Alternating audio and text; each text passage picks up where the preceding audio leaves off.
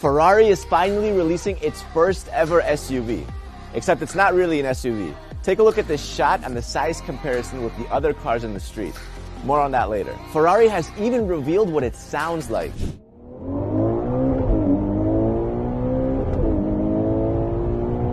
And today, we're doing a full reveal. The front, the back, and the interior. This thing is gonna be the most powerful SUV on the planet and gonna cost around $350,000. But even though everyone wants to call it an SUV, it's kind of more of a crossover, with some people even calling it the bigger brother of the GTC4 Lusso. Regardless, it's been a long time coming. Supercar companies have always loved saying, an SUV? We're never gonna do that. No, no, no! And then they do. And then they make a lot of money. Yes, yes, yes, yes! It all started 20 years ago with the Porsche Cayenne being the first ever performance SUV. And when it first came out, a lot of people were angry about it. You know, a large, tall, wobbly Porsche with an engine in the front. That's preposterous. There were even comments saying they were stooping to build a poser SUV just to satisfy the fat cat Americans. Fast forward 20 years later, and the Cayenne is so successful that you can buy it in 19 different models. And that doesn't even include the Macan. Since then, Bentley, Rolls-Royce, Aston Martin, and Lamborghini have also all come out with SUVs, and their sales have exploded.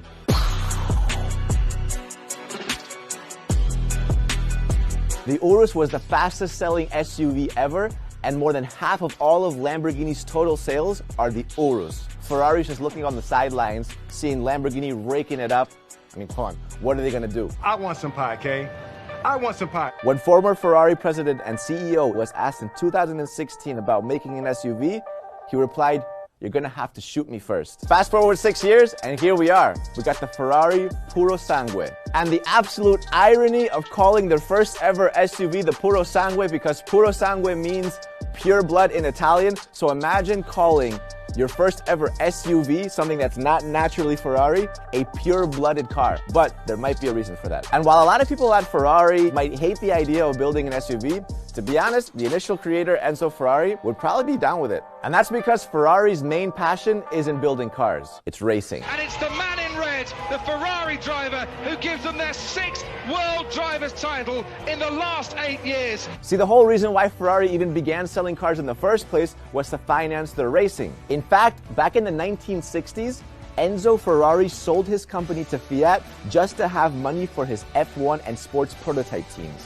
And now, Ferrari is the most successful Formula One team of all time. With celebrations for Ferrari, Charles Leclerc wins the Bahrain Grand Prix, and it is a 1-2 finish for the Scuderia. And this success is what gives them the name and brand recognition to easily sell their cars. But it was the cars they were selling that made this success possible. So it's like a beautiful, harmonious cycle. So imagine if you showed Enzo Ferrari the Urus's success making money. To be honest, he'd probably be like, hell yeah, Fratello, andiamo. Because after all, he was a businessman. And to be honest, this is a good business. So anyways, here we are. It's 2022, and we got the Ferrari Puro Sangue on our hands. With the help of leaked images, rumors, and technology, we've been able to put together the first reveal of the brand new Ferrari Puro Sangue. Let's start with the lights. They went with this split headlight design that seems to be trending all over the car industry now. We've seen it on BMWs, on Audis, Genesis, etc.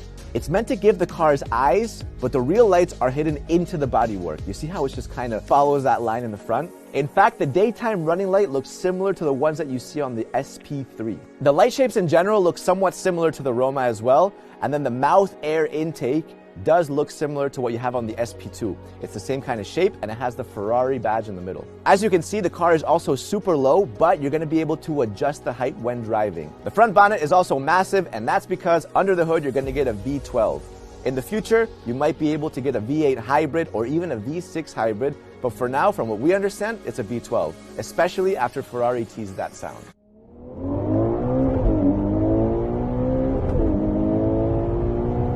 Which might be why they called an SUV the pureblood, like a little bit of a marketing strategy, you know? Like they're releasing an SUV, which is something completely off-brand,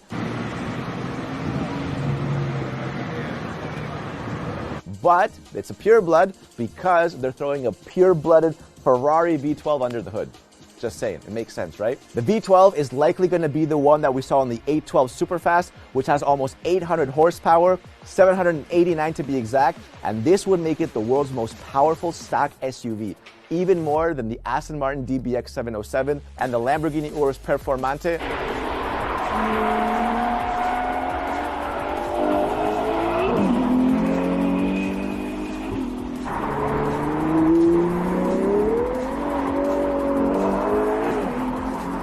More on the engine, it's going to have a 4-wheel drive and a dual clutch transmission to give it extra fluidity when changing gears. It's going to have a front mid-engine, which basically means that the engine is right behind the front axle. This improves controlling and handling.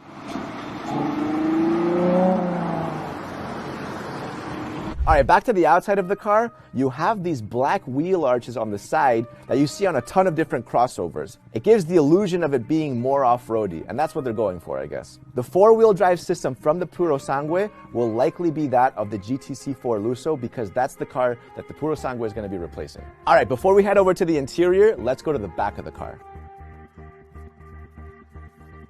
You see those curves that go underneath the taillights?